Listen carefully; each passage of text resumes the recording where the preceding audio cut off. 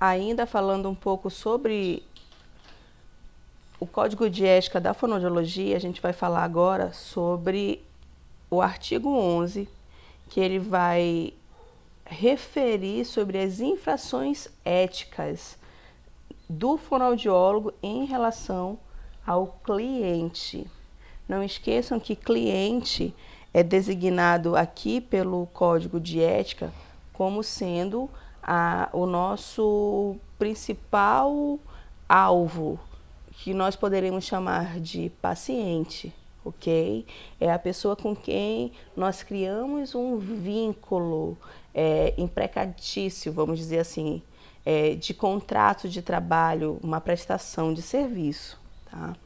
No inciso 1, ele diz: interromper atendimento sem motivo justificável. O fato de nós termos liberdade de nos relacionarmos como profissional autônomo e profissional liberal não nos justifica interromper o atendimento do paciente sem um motivo louvável. Eu não posso simplesmente não mais querer atender aquele paciente, se eu não tenho como justificar um motivo plausível para que aquilo aconteça. No item 2, propor realizar atendimento desnecessário, isso é uma falta gravíssima, ok? Por quê? Porque isso vai afetar diretamente o relacionamento de moralidade seu com o seu paciente.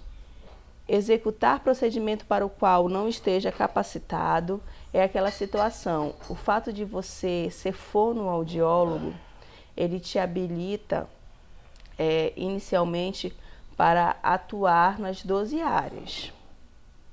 Mas isso não significa dizer que você pode pegar, por exemplo, um paciente em um caso extremamente difícil, vamos dizer, um paciente que está com disfagia, hospitalizado, que já não se alimenta há semanas, e você vai sem conhecimento nenhum, só com conhecimentos básicos, simples da faculdade, você não pode fazer isso se você não tem a certeza que vai prestar o melhor atendimento para esse paciente. É que nem como, por exemplo, eu sou especialista em audiologia, né? Eu me especializei no atendimento, na variação, no tratamento da audição e do equilíbrio. Aí chega um paciente disfágico ou um paciente com sequelas neurológicas da fala. Eu posso atender esse paciente como fonoaudióloga habilitada, sim, porém eu não possuo a capacitação adequada para atender a necessidade que eles realmente precisam. Então, eu posso atender? Eu posso, mas para que eu faça isso, eu preciso me habilitar primeiramente em conhecimento técnico para fazer isso. Exagerar ou minimizar o quadro diagnóstico ou prognóstico, né? Aumentar, de repente deixar o paciente super preocupado, ou então diminuir a veracidade do diagnóstico dele, mostrando para ele que aquilo é uma coisa que não tem importância e na realidade pode ter uma importância. Então você desfavorecer, vamos dizer assim, a real causa do quadro do paciente. Exceder em número de consultas ou em quaisquer outros procedimentos fonoaudiológicos de forma injustificada. Ou seja, vamos dizer que aquele tratamento você fechou com um paciente um pacote com 15 sessões de terapia. Mas você já chegou na 7ª sessão e você viu que o paciente está completamente habilitado. E aí você vai criar causas desnecessárias para completar essas 15 sessões. Isso é um código de infração gravíssimo, não é?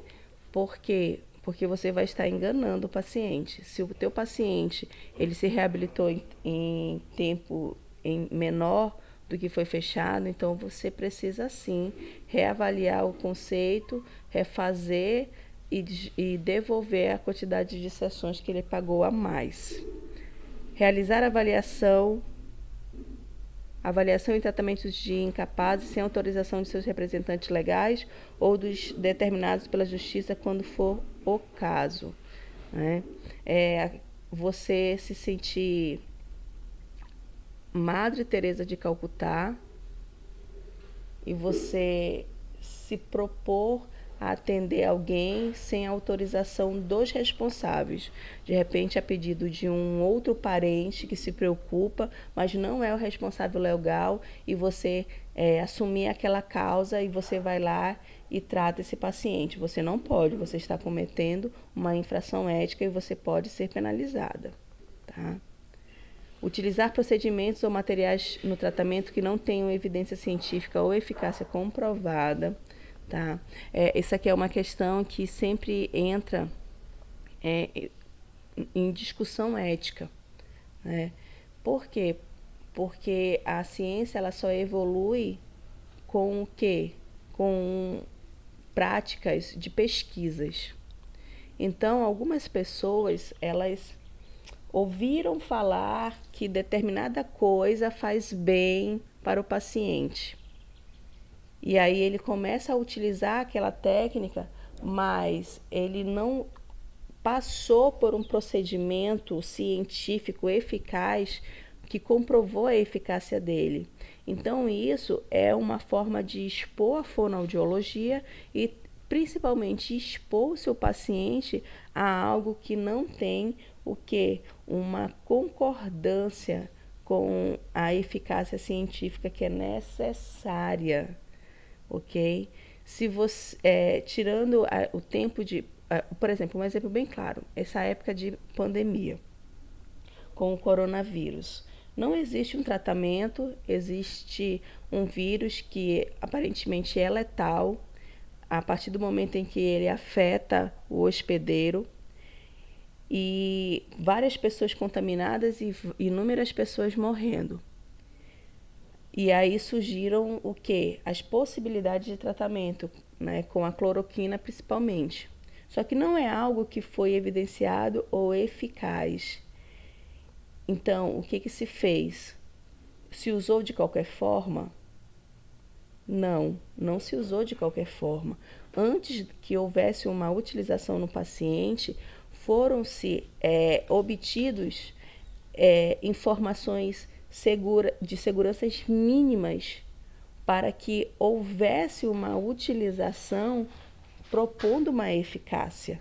Né? O Ministério da Saúde, juntamente com órgãos de pesquisa, e aqui inclusive um do Amazonas, que é o de medicina tropical, eles atuaram de uma forma muito rápida e precisa para que o paciente tivesse um tratamento com um possível tratamento eficaz, tá? Então, assim, houve essa preocupação. Propor práticas fonoaudiológicas enganosas, infalíveis, sensacionalistas ou de conteúdo inverídico, isso também bate junto com o item anterior, que é procedimentos e materiais que não tenham evidência científica, ok? Emitir parecer, laudo, atestados, que não correspondam à veracidade dos fatos ou dos quais não tenham participado. Ou seja, você não vai dizer algo que você não fez ou que não é verdade sobre o paciente. Por mais que você, no momento inicial, tenha dito ao paciente que era uma situação que poderia ser delicada e depois você observou que não era tudo aquilo que se imaginava, você tem que ser muito correto com o paciente e falar a verdade, ok? Evoluir prontuários com informações que não correspondem à veracidade, corrobora com o item anterior. Obter qualquer vantagem devida dos seus clientes, corrobora também com a questão de você cobrar a mais do que é o necessário. Usar a profissão para corromper ou lesar a integridade física, psíquica e social dos clientes, ou ser conivente com essa prática, tá? É aquela questão de usar a fonoaudiologia para encobrir coisas erradas, ok? Omitir informações, quando indagado, sobre serviços oferecidos por órgãos públicos, né? As situações legais, né? Se você fosse chamado para responder qualquer coisa que seja, se você não falar a verdade, se você não, se você esconder os fatos, você vai estar cometendo uma infração ética. De respeitar o direito do cliente, dos representantes legais, de decidir livremente sobre a execução de práticas diagnósticas ou terapeutas, salvo em caso iminente de risco de morte. Ou seja, você ir contra o que o paciente não aceita. O paciente, principalmente hoje em dia, com a mídia, com as informações acessíveis, o paciente ele não está cego diante as práticas terapêuticas. Então, sempre que você utiliza uma ferramenta, o paciente ele vai pesquisar. Às vezes ele já chega no teu consultório sabendo mais ou menos o caminho que você deve seguir. Tá? Então, quando você vai de encontro com que o paciente, com o direito do paciente de conhecer a prática e do que ele realmente quer, isso vai de encontro com o código de ética. É claro, né, em situações que coloquem de risco de vida, de morte o paciente, você tem ali um fator que vai ser a seu favor.